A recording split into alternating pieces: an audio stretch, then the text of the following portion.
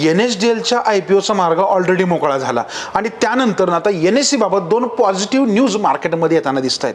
तुम्हाला माहिती आहे NSE वर असलेल्या ट्रेडिंग अकाउंटची संख्या झाली आता 23 कोटी याच्यामध्ये आणि आश्चर्याची बाब म्हणजे मागच्या 3 महिन्यामध्ये फक्त 1 कोटीची वाढ झाली, कारण एप्रिल 2025 च्या डेटानुसार 22 कोटी डीमॅट अकाउंट होते आणि त्यानंतर जुलैचा डेटा काढला तेव्हा ते आले 23 कोटी. आणि याच्यामध्ये आनंदाची गोष्ट म्हणजे नंबर 1 ला येतोय महाराष्ट्र, कारण महाराष्ट्रातून 4 कोटी डीमॅट अकाउंट आहेत ज्यांची हिस्सेदारी आहे 17%.